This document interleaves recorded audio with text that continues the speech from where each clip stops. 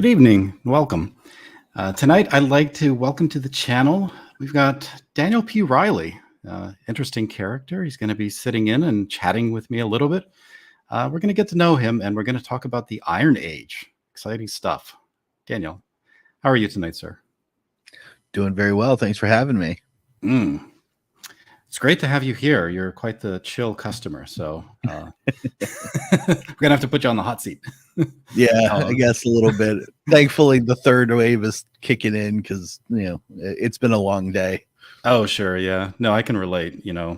Grindstone, and then doing this in the evenings, trying to promote indie comics. Talk about the culture and talk about cultural movements. So, yeah, let's get started with you. So, tell me, how long have you been making comics? This is actually my first time.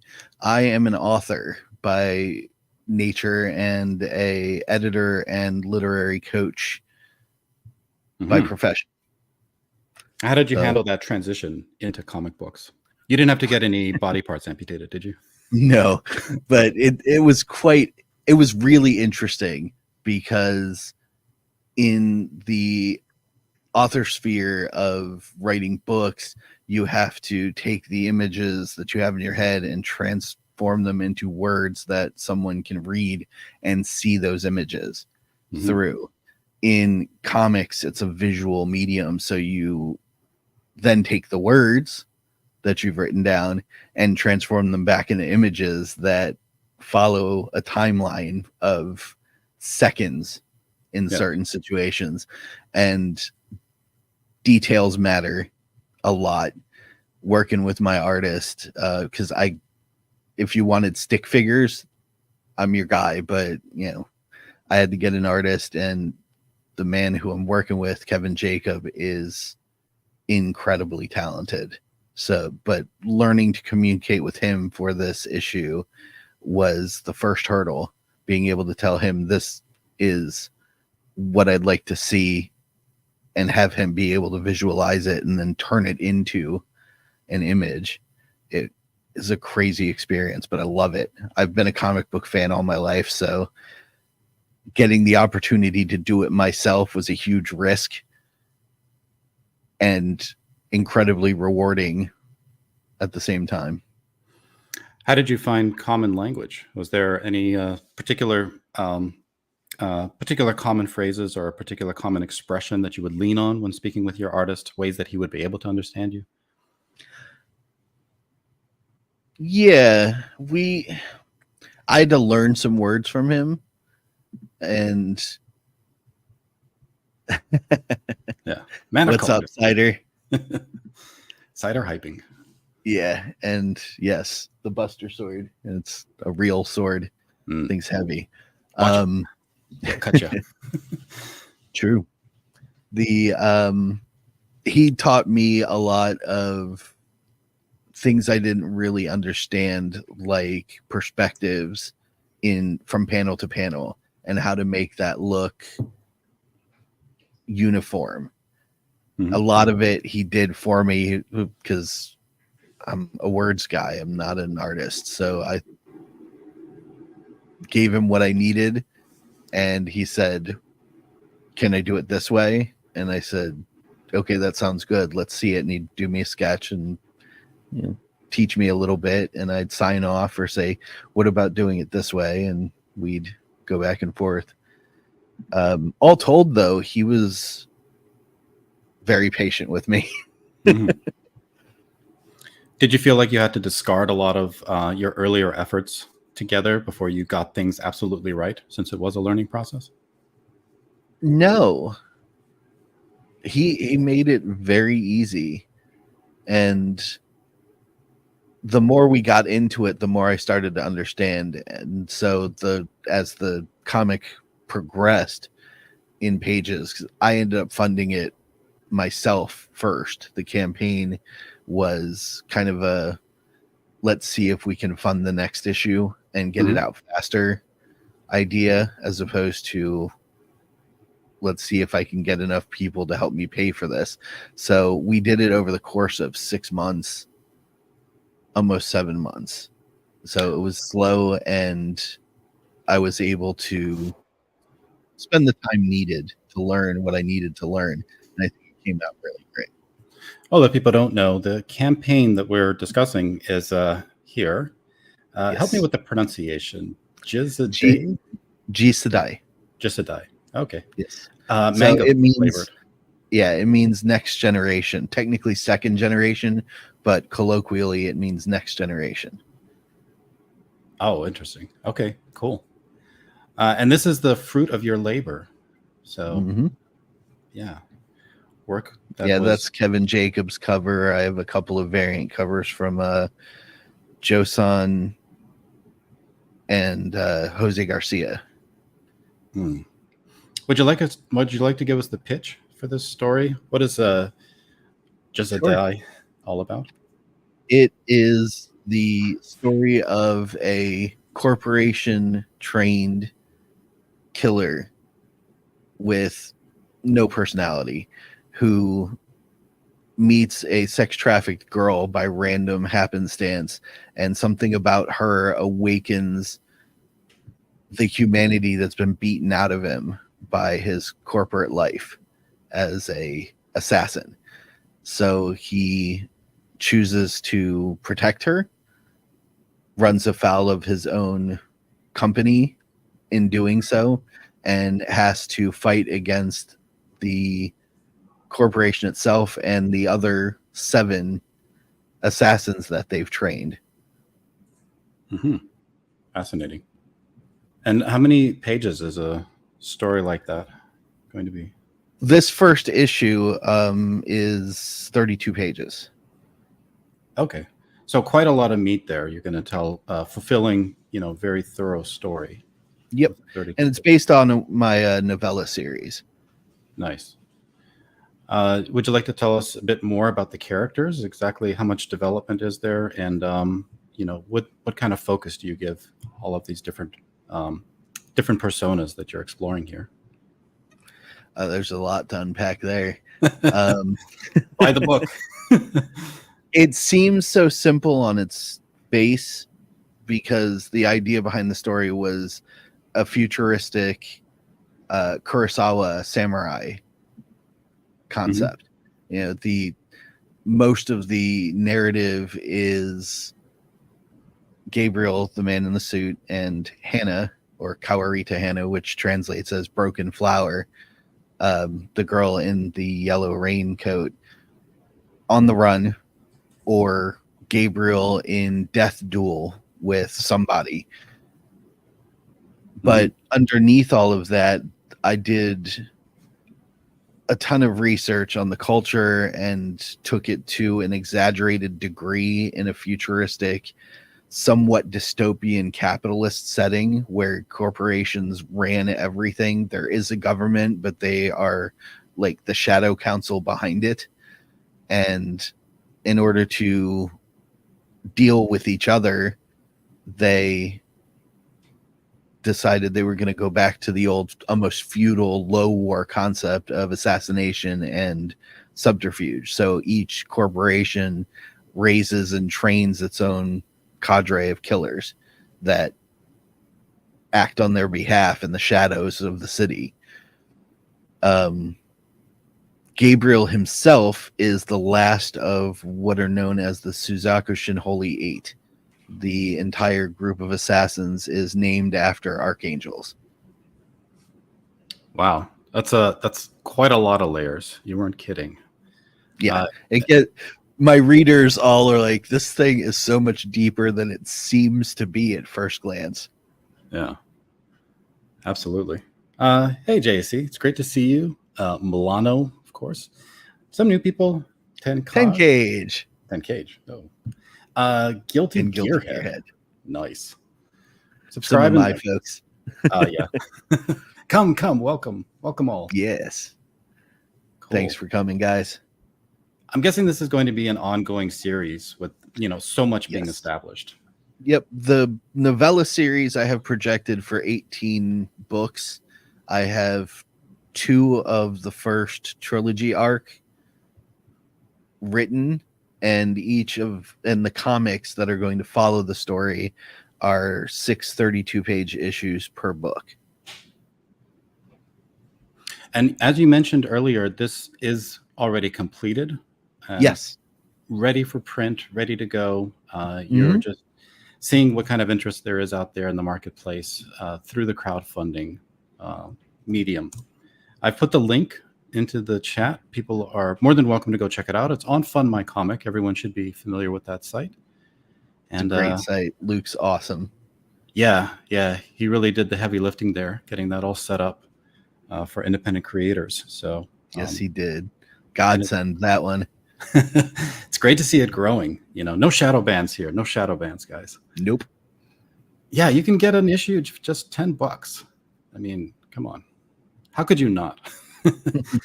Go out when there. we set up the comic itself in standard format will be black and white. It's very manga in style, obviously, as you can see, which was an intentional choice. My fans and readers all came at me with, this thing reads like an anime. So when I thought I'm going to make a comic, I was like, what if I take manga style and do a 32-page floppy comic book series? Mhm. Kind of blend the culture a little bit around this blended concept. But when we set up the campaign, I sat back and thought, what can I do to make this special for people who want to back the project going forward? And we came up with what we're calling color pop, which is what you saw in the pages, splashes of color reminiscent of like Frank Miller's Sin City things, where specific things are colorized to give it a little bit of vibrance. Right. Blood mostly, but yeah. That's right. Yeah, in Sin City it was blood. For us it's neons and identifying characteristics. Like black and white suits are just black and white suits, but the one assassin that Gabriel fights in the first issue, you see in some of those. Mm-hmm. Yes, my smoking chair, otherwise known as the seat of power if you hang out on IAK. The one assassin wears a purple coat, so we colored the coat purple, and the rest of it is black and white. But that's only for the campaign. In I think 15 hours or so, the campaign is over, and there will be no more color pop comics printed. Everything after that will be standard black and white. Oh, amazing. So yeah, guys, this is time urgent. You've got 15 hours. If you want to grab the color pop copy, definitely go out there. Oh, and Guilty Gearhead says 13 hours now. Clock is ticking. Yeah, 13 hours. The clock is ticking. We lost 2 hours. Just talking. What happened? Last time I looked at it, I think it was at 19, but that was earlier today, and it's been a very busy day. So no, those hours are just shedding away right before our eyes. Yes, they are. It's the final countdown. We're living in a black hole. Space-time is being converted. All right, cool. Definitely everybody go and give it a gander. If you want, there is I think it's a 1 minute and 22-second long full color pop trailer in the updates that I had created. It shows off a lot of the artwork and the sort of cinematic nature of the story on the updates page. That's the basic landing one that I did. Okay. Let's see. I think it's the 3rd update, I believe. Did it right before Christmas. Yeah. Yep. Let's check that out.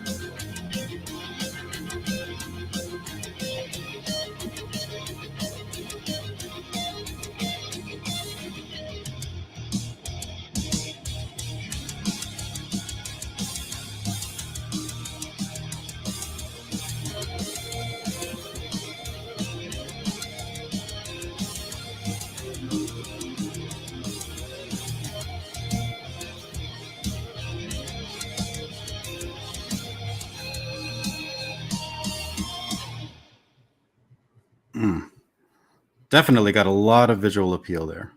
Like it a lot. Thank you. Awesome. Shout out to my friend and fan, Evely Music, for creating that song, Subri. Hey, Mike. Yes. He's here to troll you during your interview. Yes. Yes. And I guess since Mike brought it up, we got to show you Kikoman. Yeah. He'll Actually, appreciate that when he watches it. Oh, yeah. He's a big Kikoman enthusiast. So he brings up actually another good point. So he says, hail the Iron Age. Now, this is interesting and a topic I very much would like to get into. So you claim the hashtag the Iron Age. I'm new to its ways, and I'm very curious to know what it's all about. What do you guys stand for, believe in? Who are your rock star idols that you all worship?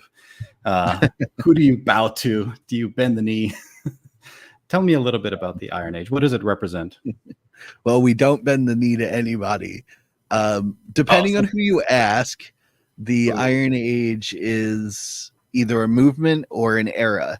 The term was originally coined by Razor Fist, and when it happened, a lot of us indie creators that were just sort of floating out there went, yeah, that's exactly what it is. And we rallied behind it. And figuring out how we wanted to be as a merry band of crazy people, the consensus, as far as I'm concerned, is the Iron Age is literally an age, the Iron Age of entertainment, the precursor to, Renaissance period, where you have all of these great independent creators with fantastic ideas that are learning and growing into their trade. And some will call it a decentralized movement. We don't do leaders, and nobody tells us how to vote or what to vote for. We talk, and if we disagree, we disagree amicably. And we're all here to make awesome things and share them with the world. That's it. There's pulp authors, comic book creators. Another shout out to JVP, who just dropped Ruthless #2, a heavy metal audio visual comic on YouTube. It's incredibly unique and interesting. He does all the music. His brother Ghost Cat does the voice work for the main character. They have a cast of guests, and I did the editing for the storyboard because that's what I do for a living. And these are the kinds of things that the Iron Age is made of. Independent projects done locally and with as much eye for quality as we can possibly do with our resources. So independent projects aren't new.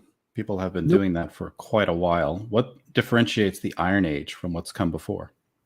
I think the idea that everybody can do what they want, nobody tells them they can't, was really a big draw, because we're all interesting nerds in some way. We all like different things, and the only thing that we decided when we came together was we were going to collaborate on making sure we all got our visions out there in the world, and we're going to support them. Even if we don't particularly personally find it interesting, we're still going to share it and celebrate every sale, every review. It's just about working together. What's the Iron Age's take on the mainstream and the culture war? Sick of it. On both fronts. As far as mainstream stuff, we're all pretty sick of the BS in the world and the culture war, which is why we hang out together and support each other. It became a strange, decentralized community because all of the stuff is so in your face. And everyone's trying to tell everyone how to think, live, and be. And none of us wanted that anymore. So we found a place to be where we could be whatever we were choosing to be at the time. And for us, it was creators.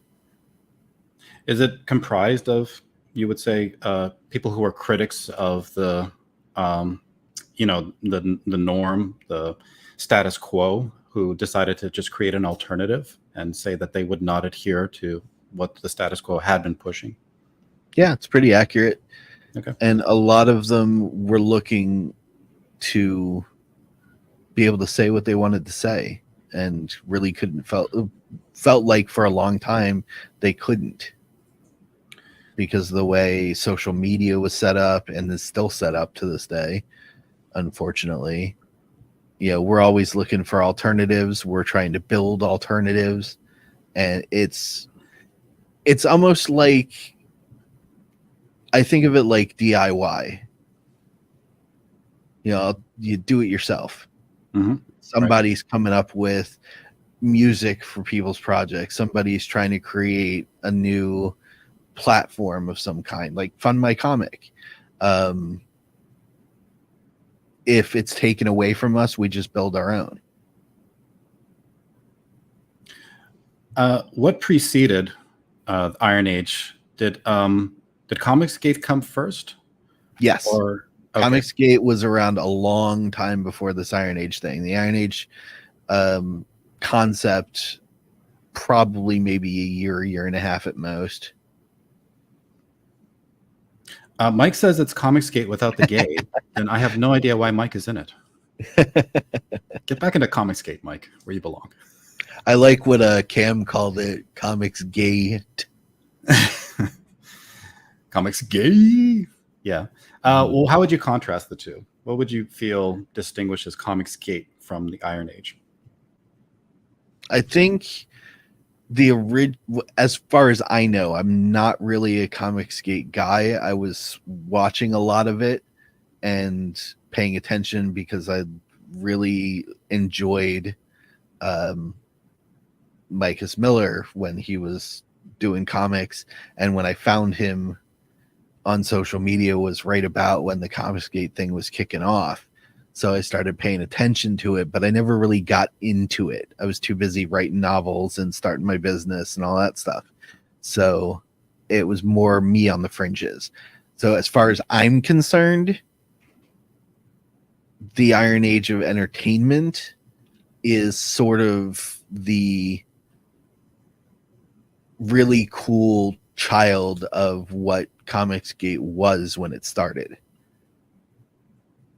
Well, if it's the child, it's rebelling against the parents. What were the parents Always. What were the parents doing that those kids needed to fix? Those clever kids. Yep. Because if you think about it like a Venn diagram of mainstream entertainment, Comicsgate as a concept, just the indie verse, the open world of independent creators and vanity authors and things like that, then in between Comicsgate and that indie verse is this tiny little bubble that's called the Iron Age. Well, you mentioned the Venn diagram, though, of the industry, or did you mean that there's overlap with industry and Comicsgate, and then Iron Age is trying to be outside of that, essentially?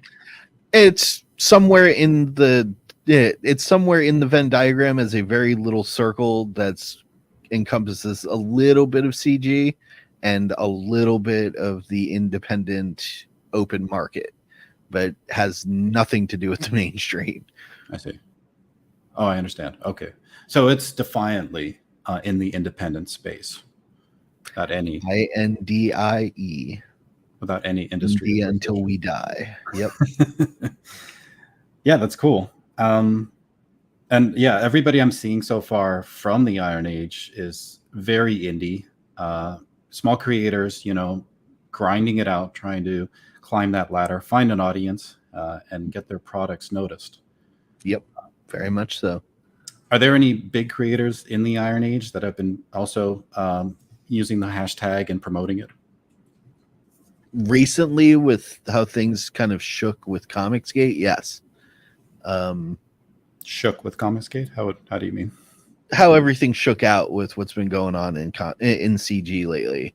I think, like I said, I'm sort of on the fringes when it comes to Comicsgate, but I believe it was maybe Yellow Flash who popped the Iron Age hashtag in their X bio recently.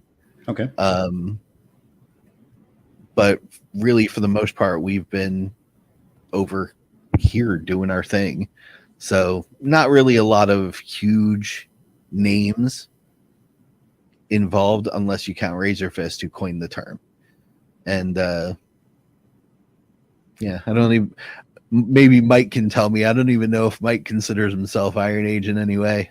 Is Razorfist involved in it in any way, or is he kind of like an absentee landlord? He's been a megaphone because he talks about Iron Age concepts a lot.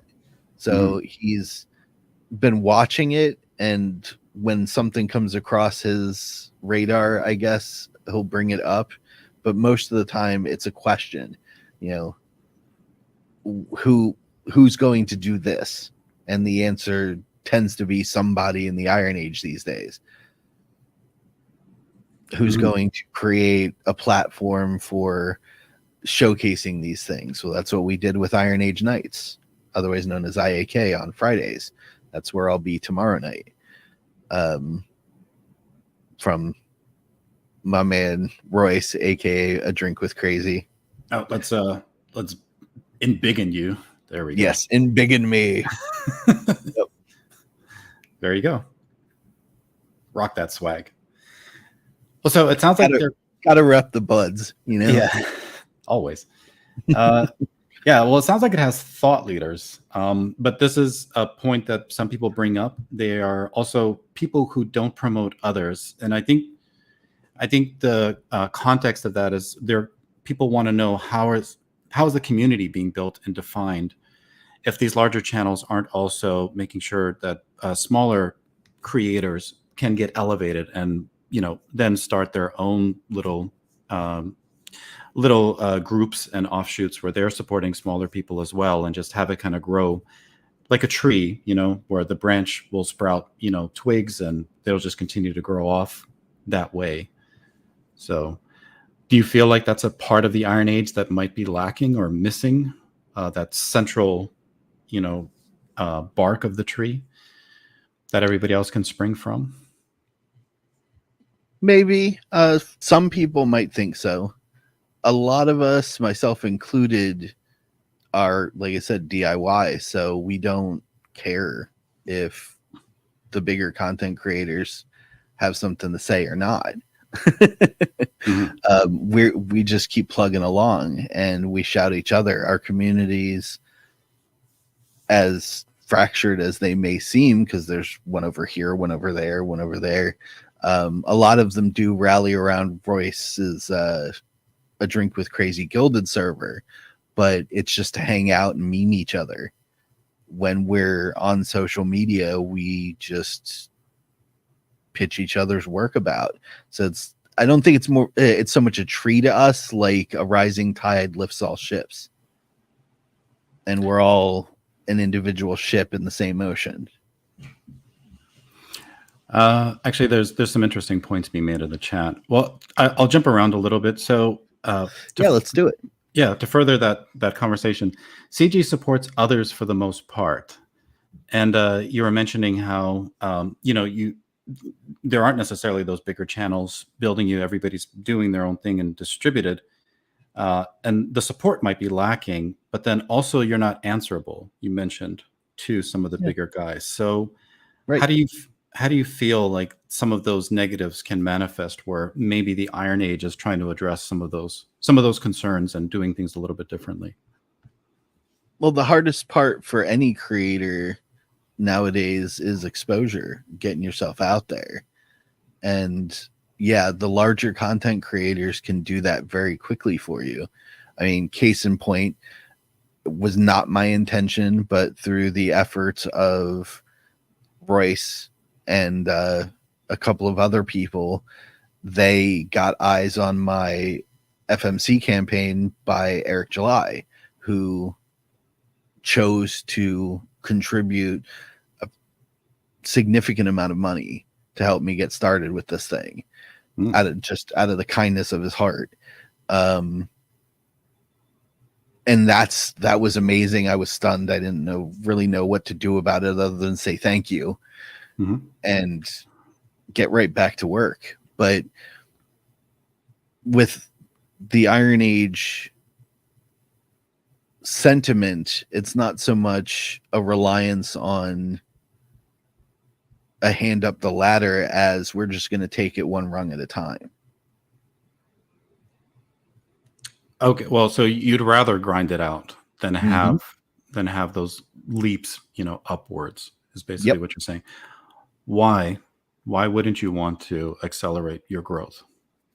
Well, look at a lot of the drama that happens on social media around the bigger content creators, and specifically those who create products. You've some folks trying to tell you what they want you to do with your product. In a slower grind, you're in complete control, and you've made it known from the get-go that nobody's going to tell you what to do. If you like it, you vote with your wallet, you buy it. If you don't like it, no harm, no foul. Right. You feel like that's an inevitable condition if somebody helps you that's from a larger platform and they're elevating you and making you a success relatively, that they're going to necessarily ask for something in return? I think it's a concern that's in the back of most people's minds. Yeah. But I don't know that it's an expectation. I don't think it's like the casting couch in Hollywood or anything. I wish. It'd be so great. I'd be so famous. You have no idea. But yet a lot of us just want to produce what we think is cool about entertainment in our personal way and not be told what to do by anybody, including each other. So Resonant One also clarifies that point. He says, no one is obligated to promote or support. Just because you fly the Iron Age flag does not create a social requirement. None of this my team do or die stuff. Yep. No social requirements from us. And Resonant One, I love that picture. Raul Julia, that's freaking awesome. Adam's Family, the train scene, so good. We're together because we are fellow travelers on the same road for the time being. Oh, for the time being. Very ominous. No, it's true. Anybody can drop off, take a break. Denounce the Iron Age. What would happen in those denounce the Iron Age. Say, I don't agree with any of this anymore. I'm going to try and do it some other way. They can take their own path. They can be successful and leave us all behind. F the Iron Age. I hate all you guys. Can I still be Iron Age? Yeah, if they want to come back around and hang out, cool. Oh, wow. I'm gonna have Iron Age Tourette's. Just curse you guys out and still claim I'm Iron Age. There are certain things that you'll probably get lambasted for, but the type of people that we are, and from talking with you, I don't think you would do those things, so you don't have to worry about it. No, I wouldn't. I'm just, horsing around. I like to have fun. Yeah, I mean, that sounds pretty good. Actually, it sounds a bit libertarian in terms of like the way these counterculture movements go. It seems like the most open format for it. You get a lot of that. Yeah. Libertarians don't get a lot of traction, though, politically, because it's tough, I guess, when you're so divided. But you're probably right. It's you're going to stay closer to your ideals if you just grind it out this way. Yep. We will build. So yeah, it's the choice between ideals and success. Always a tough one. Yeah. Resonant One says that's the indie spirit. It's true.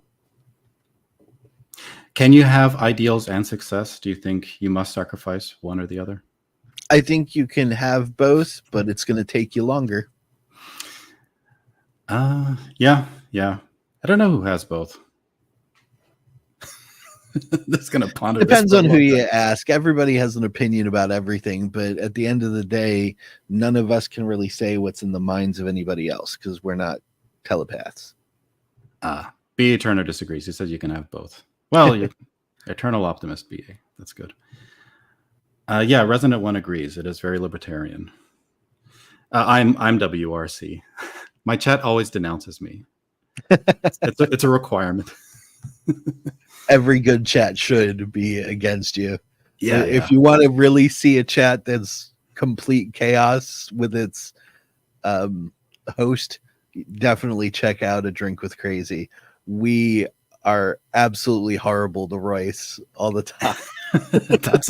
that's a good and healthy chat. That's how every chat fun. should be. Yep. Can't stand these like sensitive channels. They get triggered by, every criticism, every word that doesn't go their way. It's triggerable people get laughed at around us. Good. Yeah. Good. No trigger warnings in the Iron Age, guys. Milano is speaking heresy. He said chat mostly sucks. Well, I mean, actually that is kind of true. So yeah. Well, that's interesting. But so there is, I don't know if this is a clash of ideas. You mentioned that when Yellow Flash had a dust up with CG, I guess you were suggesting he was CG before, and then immediately he went to the Iron Age. Did you think he found appeal in associating with the Iron Age and leaving CG maybe in the rear view mirror? Depends on who you ask. Like I said, with the whole libertarian ideal and methodology, we all have different opinions of what it means. So I think my best guess or advice would be to ask Yellow Flash what he thinks the Iron Age is and why he wanted to take part in it at this point. If you ask me, I think he just saw what the rest of us see, which is people who want to make stuff and don't care about the drama farm. Do you agree with this comment? He was riding the coattails of CG, jumped to a bigger name. No, I don't think the Iron Age is bigger than CG. I didn't think so either. That's interesting. Would you say the conflict or disagreement between Eric July and EVS might also encompass a bit of that difference in philosophy? Yes.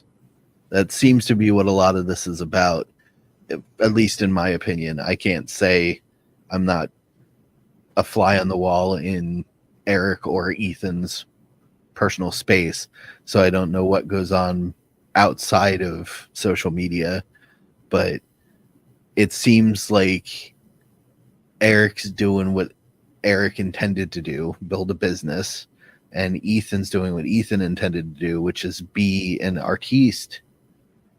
And fundamentally, they're just opposites. How so? What are the pronounced differences there that you think make them incongruous to each other? Well, an artiste is interested in the spirit of whatever it is that they're trying to create. For Ethan, it's highly detailed and extremely perfected, in his opinion, art, comic creation, panels, placements, pages, and the details inside of what he creates. Eric is a businessman who loves nerd culture. So his thought is, I'm going to build I got all of this money out of ISOM. I'm going to build a company that can make more of these cool things that I think other people will enjoy. And then I'm going to show them to everyone and keep the train going. Mm-hmm. Because he's not an artiste. And I don't think he would even consider himself to be one. Ethan has some substantial business acumen as far as I can tell. Really? I don't know. I mean, he's capable of marketing and creating appealing. Hey, there's Royce. Hey. He's able to make a product that appeals to people.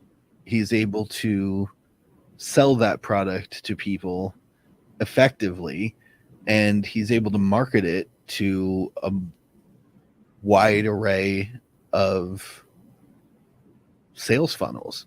So he does have some business acumen. It's just their ideas of what it is are different.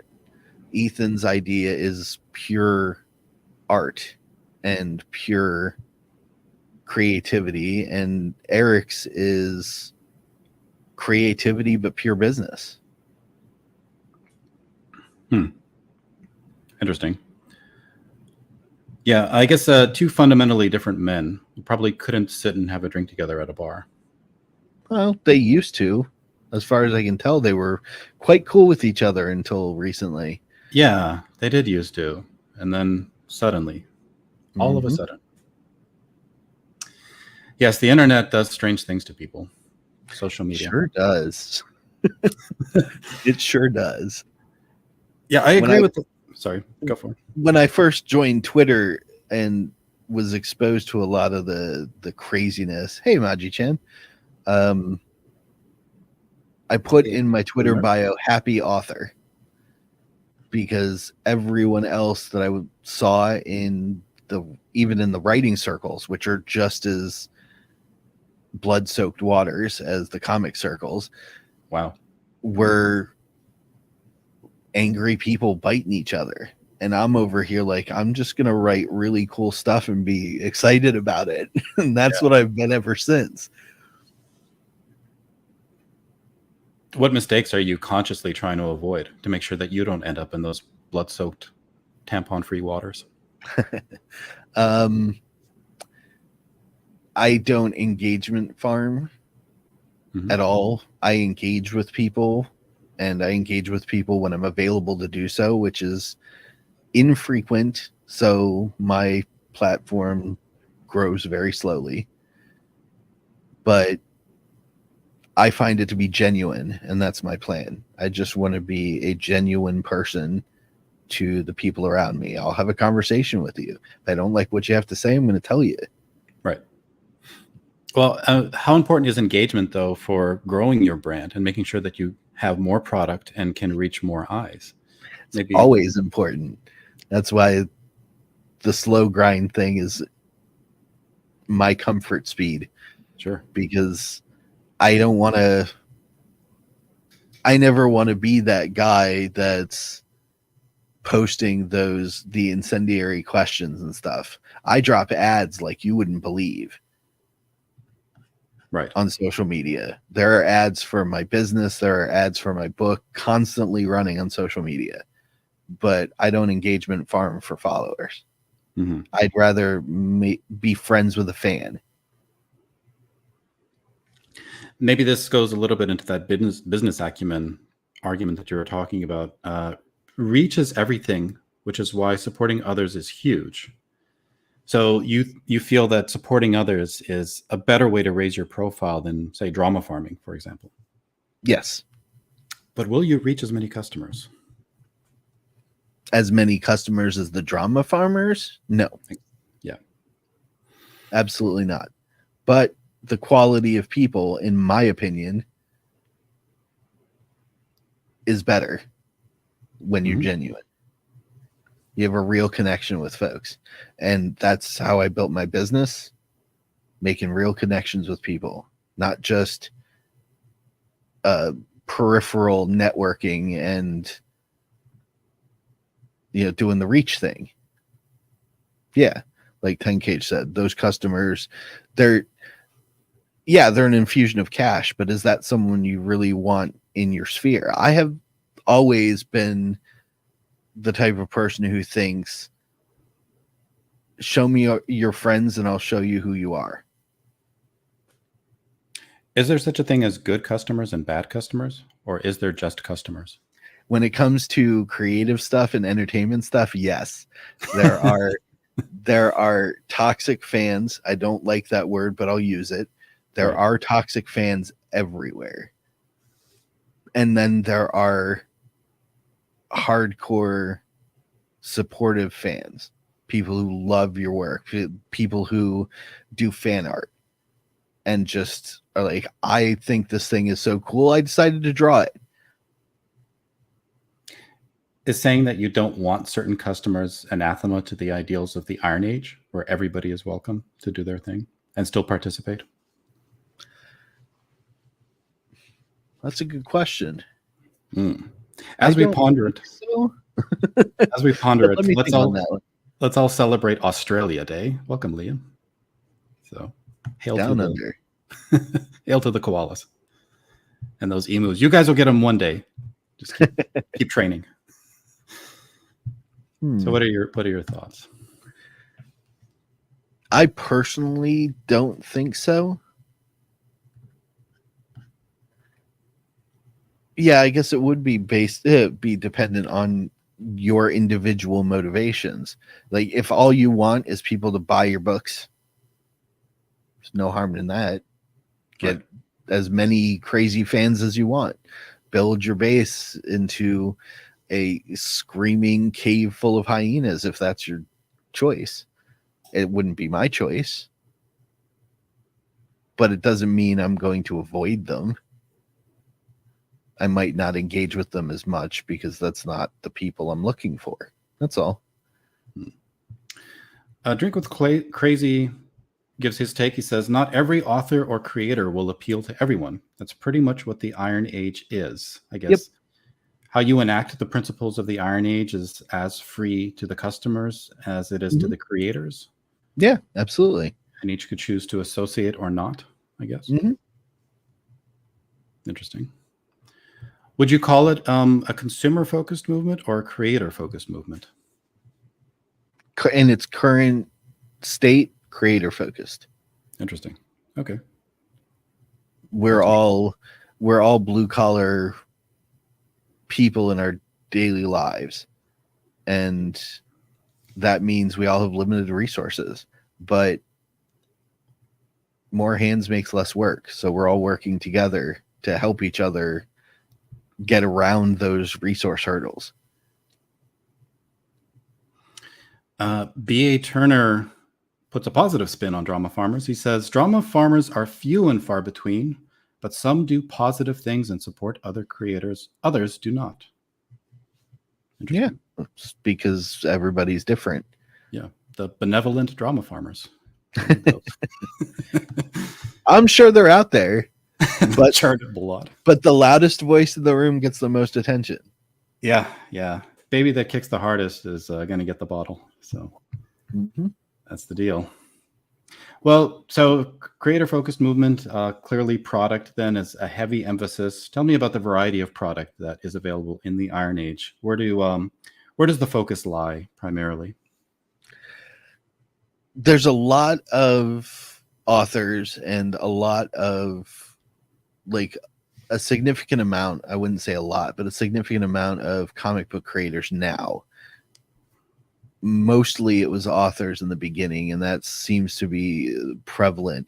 A lot of them were, and still are in some cases, people from the Pulp Rev author movement and other little indie writing circles who wanted to just create these cool stories. So we started talking with each other about them, helping each other refine them, and cheering each other on while we worked on them. But now it's evolved. We have tabletop role-playing game creators like Dice Bag Games, who's making creatures. This since it's a relevant topic, it's this like D&D with capturable monsters like Pokemon or Power World. Cool. Really unique and interesting concept. He does all the art for the creatures. They're gorgeous and sometimes very creepy. Then we have a client and friend of mine, Jared Chrisman, from who has a band called Missouri Breaks, and he did an entire Western film that he's working on finalizing. So a whole full length movie done on an indie budget. Wow. That looks amazing. There's Christopher Moonlight, who's doing incredible cinematography things. And we have video game guys now. It just keeps growing and growing and growing, but at a nice, steady pace where everybody gets to understand each other and respects each other enough to just let each other do their things. And do you have the audience to be successful and be able to fund these properties and get these products made and shipped out to customers? At this time, I don't think we have a customer base that gives us any real great potential. But you got to put the time in for that sort of thing. And that's what we've been doing all along. Only being really an active concept for a year and a half can take 5 to 10 years for something to really catch large attention. So maybe in the next 4 years that changes, but for now it's growing slowly but steadily Having through interaction. Having a large YouTube presence would help, and some larger personalities. Yeah, sure. Attract people. With IAK, we will interview anybody, small or large, and have a conversation with them. Introduce them to our audience, and hopefully their audience is introduced to us in the process, like any networking effort. So it would definitely help with larger creators involved, or larger content creators involved, social personalities, that sort of thing. But none of us feel, at least as far as I can tell, none of us really feel that we have to like bang on their door and try and get them to come over and hang with us. It's Right. more of a, if they want to because they think what we're doing is awesome, come on over and say hi, we'll talk. Has there ever been a discussion about a brand of entertainment to maybe grow a lot of the Iron Age community and creators? What's the format that typically you explore when you're doing the promotional side of the Iron Age and hanging out on YouTube and interacting with customers? I think at most it's really kind of the hashtag and talking about it. There's no real brand as far as I can tell. The closest thing we have is our IAK's third co-host, since I'm the one talking. He's actually cooler than I am. Richard created a website called ironage.media, and that's probably the most centralized aspect of our communities. It's one website where he runs articles about Iron Age creations, sometimes does interviews. He's got his own live stream system that he does, and then he's on IAK with us on Fridays. So the Iron Age brand, if anything, might be centered a little bit around him, but he's a big proponent of the whole decentralized thing, so he's pretty hands-off about it. He just wants to, like everybody else, support all of these creators and help them grow. Interesting. Yeah, it's something to ponder. You're giving me a lot of food for thought. Speaking of food, we are an interesting bag of cats, that's for sure. Yeah. Speaking of a bag of cats, here's Twitless. He's he's a fan of one of the properties you were talking about, Pal World. Sorry, Pal World, yes. And Royce is a fan too. We have a follow-up question from KSSS. He says, "Okay, new hypothetical question, Daniel. You're on a starship with Well-Read and Twitless. Which one do you blast out of the airlock first? Choose wisely, my friend." If I had to, Say Twitless. Yeah, well, okay. The type of guy I am, I would blast myself out of the airlock first. But if I had to choose between one of the two, it would be Twitless, only because I don't really know Twitless. He's orange. Look at him. Yeah. Scary guy. And he's got kind of a smarmy smile. Yeah. Yeah. You can't trust that guy. Sorry, Twitless.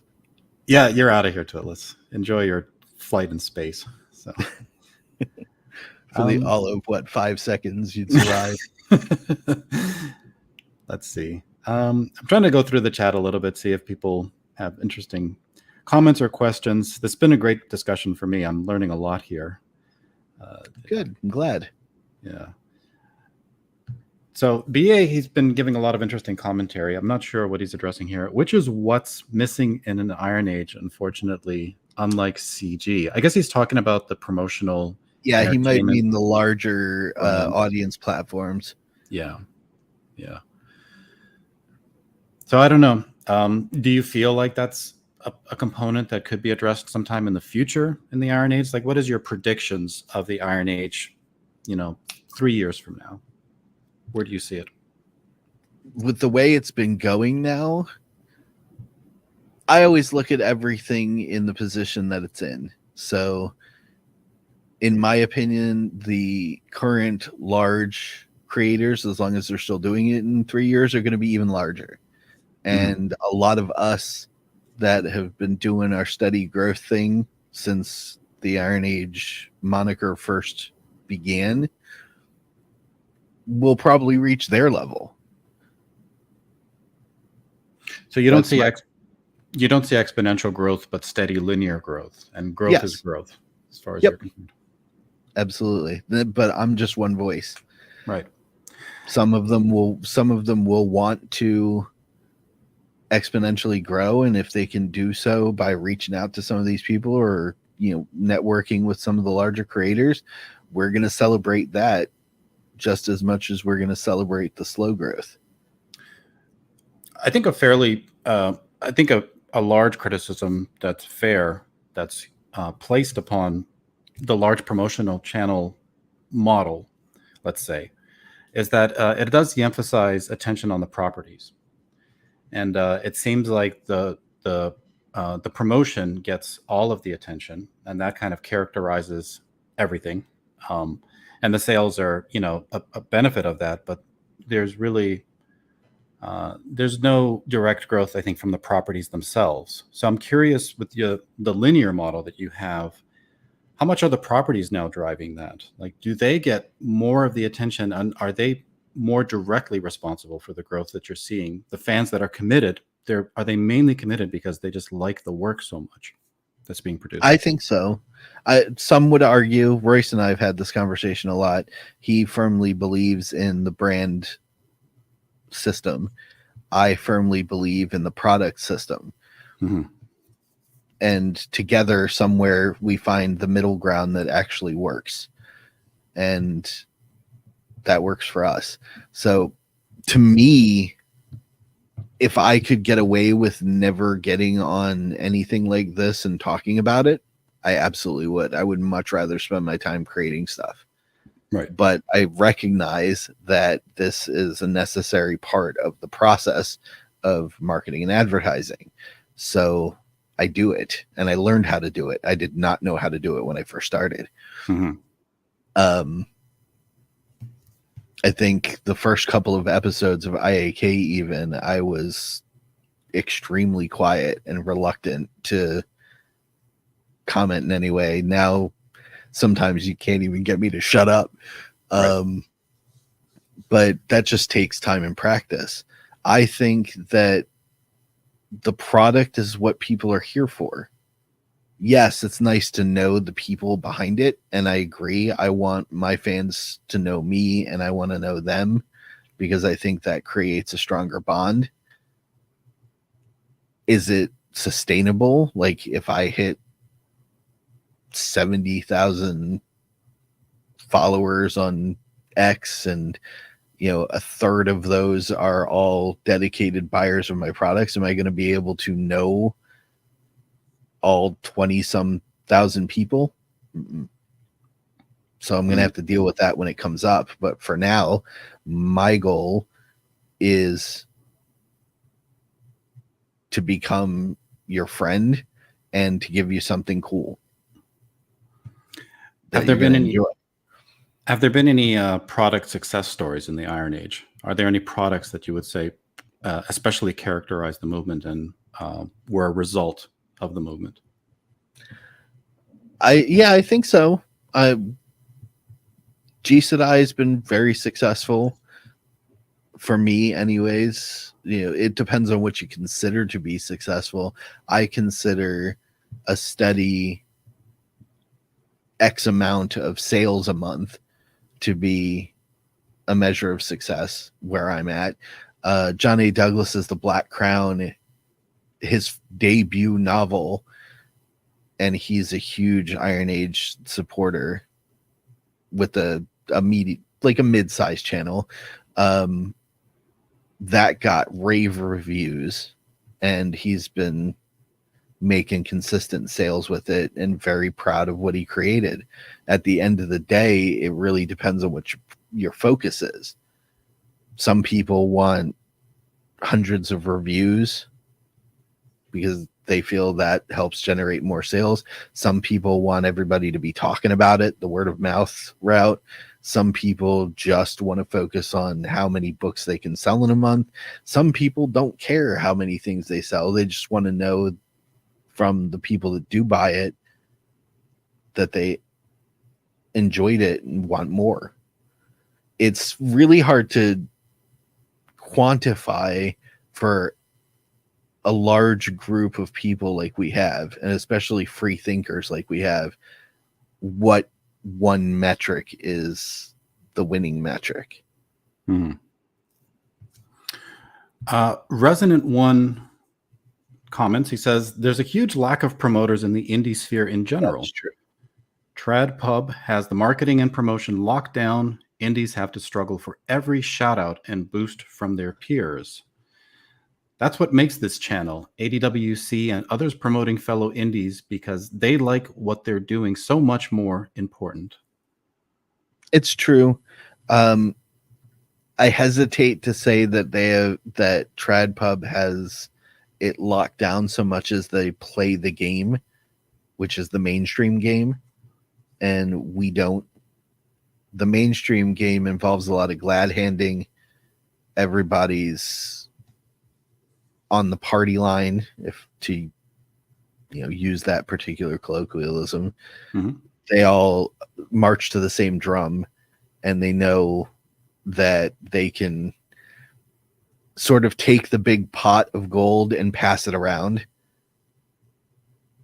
But Trad Pub's also dying because the big pot of gold is stagnant. It's just being passed from one set of hands to another. So anytime you look at it, the marketing company has the money, but then they're paying it back to the publishing company for someone to get their book published. And then the publisher is paying it right back out to the marketing guy, and it's just going in a circle. It's not growing.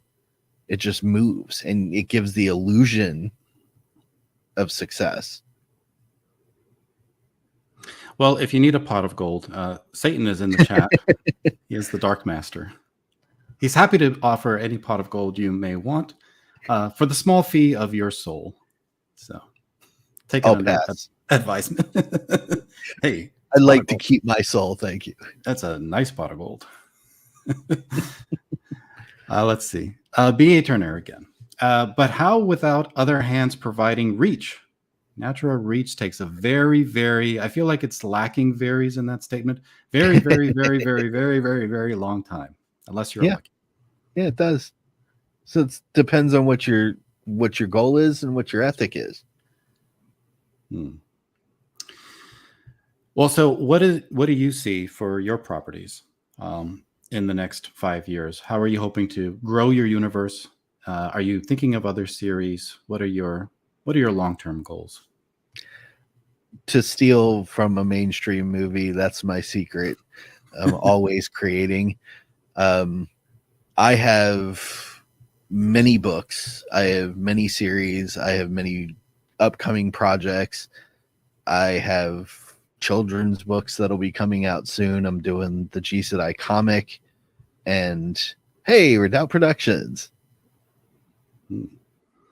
Hello. That's awesome. Thank you. Sleep well. I know it's late.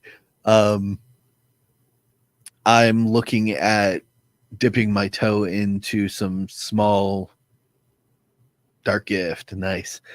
Some small animations based on the Jisedai property now that I've done the comic as test rolls, basically, of what I could do, making it into potentially an animated series eventually. And a lot of this I'm planning to fund myself if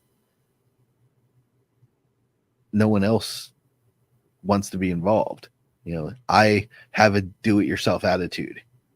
You know, I would rather have the thing in my hand to give to people so that they can give me money because they like it and want to keep giving me money for the as I create more of them than the crowdfund method.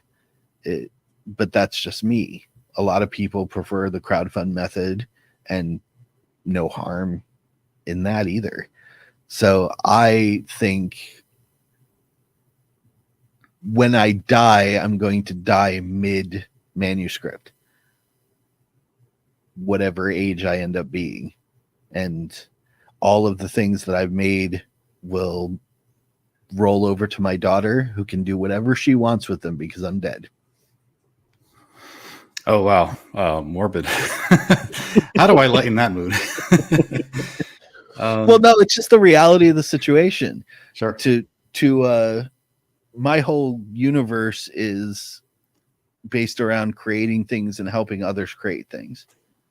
And everything that I create is a legacy I hand to my daughter. Right. And every single one of them may make $5. But if I've got 35 things out there that are making $5 every couple of hours, that's a decent pot that she gets to take control of. It's a legacy of the work from your heart and soul. Yep. Your dad's true expression of himself in his art and his creations. No, I understand that sentiment. Absolutely. It's a good goal to have, I would say. This is also a good goal to have. I hope Well Read doesn't show you any more of his cockfighting videos. Daniel, if Well Read asks you to watch his cockfighting videos, the answer is hell no. Then run. Appreciate the heads up. Yeah. I'll make sure to run away as soon as the stream's over. Well, so that's interesting. What do you think is the consensus in the Iron Age? Do most people want to see fame as success, or are they also looking for creative outlets and the means to pursue them? Yes. I think everybody at the end of the day would love to be successful. So would I. Sure. I would love to wake up tomorrow and see my KDP thing read 1 million copies of Jisedai 1 and 2 sold. I would love my draft to digital and any other platform that I have books running on do the same thing. And I think if that happened, I would probably take the whole day off to just sit on my couch and stare into space processing. But I'm going to take the wins day by day as opposed to hope for overnight success, because that's what I do. I'm the DIY guy. I'm just going to keep building until I don't have to anymore or I'm done. Because it's in me to create these things. I love making worlds and characters that people can read and go, oh shit, I like this guy. Mm-hmm. You think it's very possible, now that Yellow Flash has adopted the tag, that he might become the very first success story of the Iron Age? Maybe. They he does have a product coming out soon, and if he's waving the flag and makes some crazy Eric July level money, good on him. It'd be I'll be like, sweet, look at that. Yeah. No, it'd be interesting to see how it would transform the Iron Age tag to have bigger platforms like that come into it and have success, and if that would also cause a shift in general throughout all of that's the rising tide lifts all ships mentality that a lot of us have. And if somebody with a bigger boat comes into our ocean and generates a massive wave, we're all going to ride it. Right. Yeah, if it's promoting the tag and then it's promoting all the people that share it, certainly I could see where that would help everyone. Yeah. I think fundamentally it's the thing that I love about it is we all celebrate each other's wins. Right. Instead of that crabs in a bucket mentality, trying to drag everybody away from the edge so you can be the one over it. We're all in the bucket, and if one of us makes it over, we all just go, yay, and then keep trying to crawl out on our own. Right. Twitless says when he dies, his comics will go to second banana heaven. Twitless, that implies there's a first banana heaven? Yeah. It's Twitless. Is this like a 7 levels of heaven kind of thing? They're all bananas. I have to beat him with a stick. Get him out of here. Polluting the chat. All right. I didn't want to keep you up too late because I do know that you have things to do and life activities to get to. I think that's one of the... I start my day at 5 a.m. Right. That's one of the things with having a commitment for something like this. You do make personal sacrifices. Mm-hmm. And if it's all just a labor of love with not any expectation of success or requirement of success, it's something that you're willing to sacrifice that time for.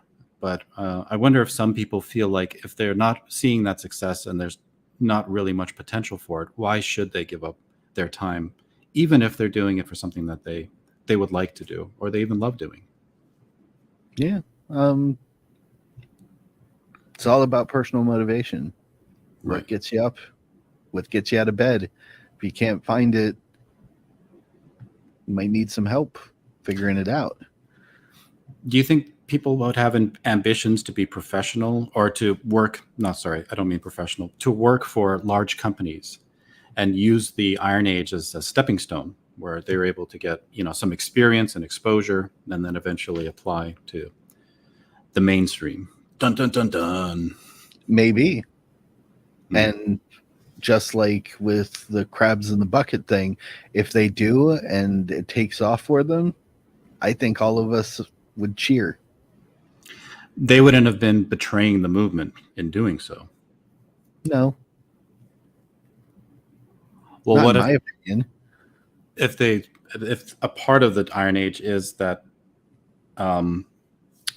perspective on the culture war and that the mainstream has been restrictive towards others, should somebody join and participate in those restrictions, putting up those walls, gatekeeping, you don't feel that they're going against any Iron Age principles by doing so? I don't know. I understand the need for gates. I understand the need for a locked door on the front of your house. There's nothing wrong with that. But to my mind, everybody gets a shot.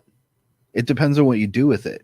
My door will always open to the people that I respect and the people that I have good relations with. Doesn't mean I don't have a buster sword. Doesn't mean I don't have a gun in the safe. I'm going to protect myself. Mm-hmm. So that's something that comes up when it comes up. And I keep that mentality with Iron Age and anything that I do socially online. You're welcome to come here. There are specific things that will make me personally not associate with you, but that's me. I don't expect anybody else to do as I do. And maybe that's the advantage of being in a movement that doesn't have large voices. You also don't have condemnation of people that some might see as being, traitors to the movement, going against the principles, and others might not. The cool thing about stuff like that is someone will say that and someone will say, I don't agree. And then we just go, okay, well, I'm not going to do this with X. And I'm going, yeah. And I'll say, okay, well, they haven't crossed me. So I'm going to do what I'm doing with X. Sorry you feel that way.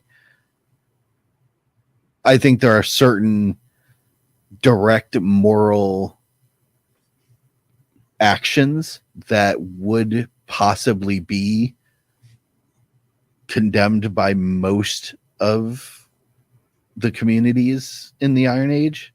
We all sort of have certain fundamental values, but that's a case-by-case basis. It's an individual thing. It's not a group of people. Right. And it seems like it's more by consensus. Yeah, absolutely. I'm huge on that. Yeah. I'm huge on consensus. If 90% of the people think that so-and-so should go, if Royce thinks that something somebody said in his Gilded server is wholly egregious and morally reprehensible and kicks them out of the Gilded server, I'm not going to bag on Royce for making that decision. Also not going to stop talking to that particular person if I choose not to. It's up to me. And your brothers or sisters in the Iron Age would not condemn you for still talking to that person and associating. Yeah, I wouldn't expect them to, but if they chose to, that's on them. It's their decision. So I guess, can you have the label, the tag removed from you, stripped? I don't think so. None of us own it. None of us control it. It's just a flag. There's now hundreds of them because there are hundreds of us creators who take part in the Iron Age of entertainment, and we each have an individual flag. So if you're going to fly the Iron Age flag, that's fine.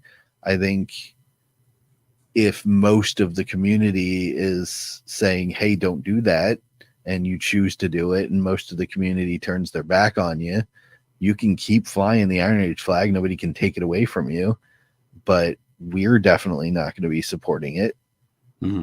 And that's the consequence. You do have a means of addressing grifters then, essentially. Yeah, pretty much.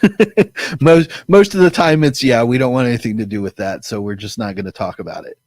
Right. The consensus in the chat is that you have a very nice chair, but it would be a shame if power is amazing, isn't it? It would be a shame if your grandma wanted it back, though. So, well, that's true, actually. This was my grandmother's chair. Oh, wow. Jabba's perceptive. Mm-hmm. He's a bastard, It's an old chair. She is sadly no longer with us, but I have the seat of power. Well, I know you have to go to bed and get up for work, and my chat is demanding that I unzip, which is it's a hangout show that I do where I drink and play music and, nice. Drop the link in the chat and let everything go to pot. Very cool. I'll be doing my drinking tomorrow during IAK. Ah, okay. Excellent. If you want to drop the link, I can promote your channel and any other channel you want. In the meantime, though, would you like to show us your Buster Sword? I'm very curious to see. Yeah. There we go. That's the money shot. Been waiting. Oh, look at that thing. Sweet.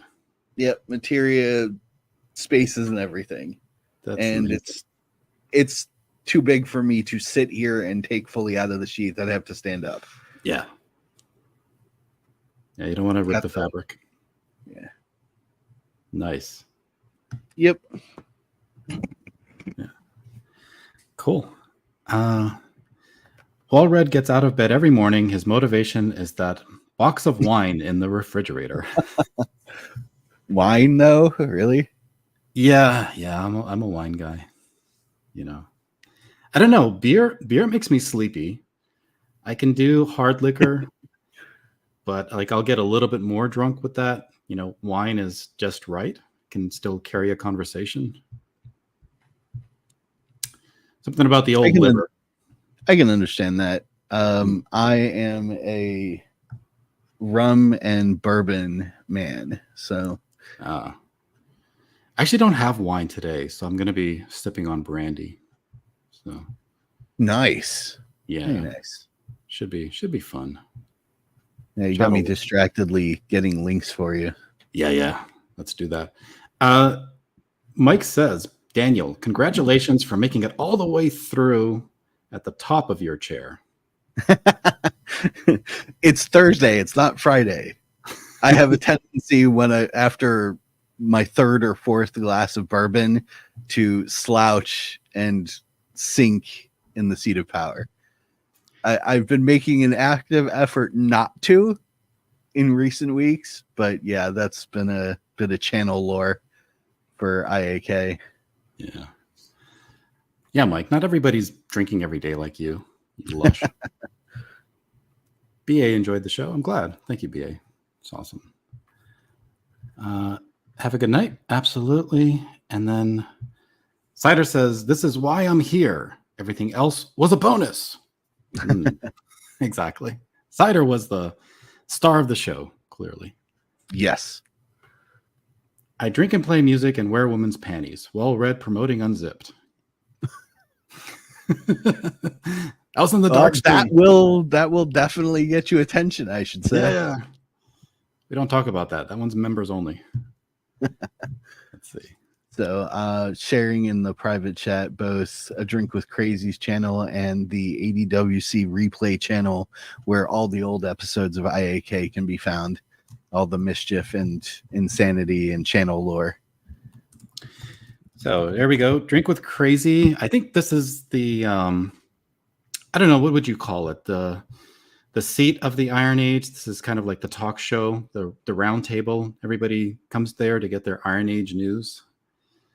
No, A Drink with Crazy's channel promotes a lot of indie stuff. He does Comic Shop Wednesdays, which is a big showcase and something of a consumer review, because members of his Gilded and channel in general can be guests on that, and they go through all of the things that everybody's posted on X about their products in the thread, and then they vote on the top 4 that they think were the most interesting, and then make a final vote at the end of which one they think was the best out of the top 4, which is an interesting and fun way of doing a little bit of metric analysis on what people find interesting. Thank you.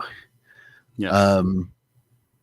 He also does some commentary stuff. He plays Power World with his wife now on live stream.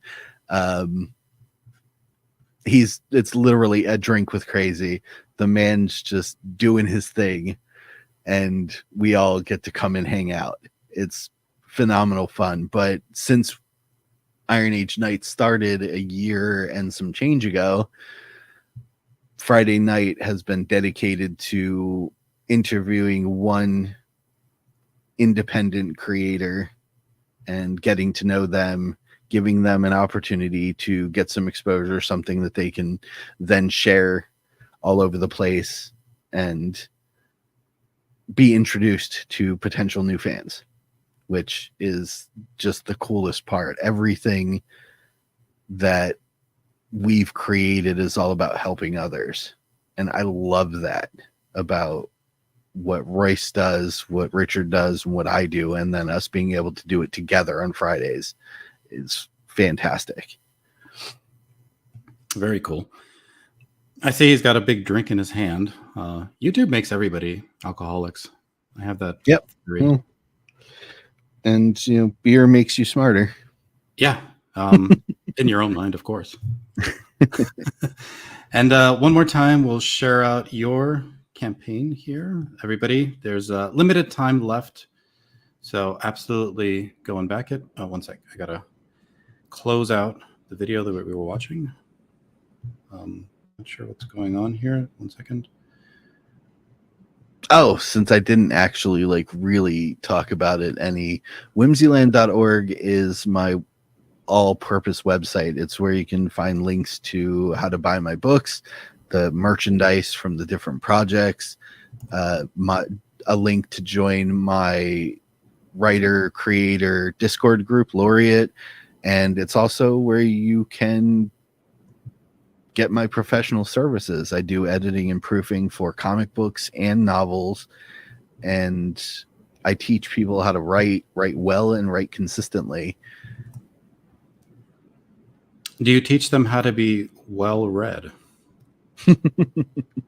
Or do you need somebody to teach them? That's a fundamental. I think you could probably do that.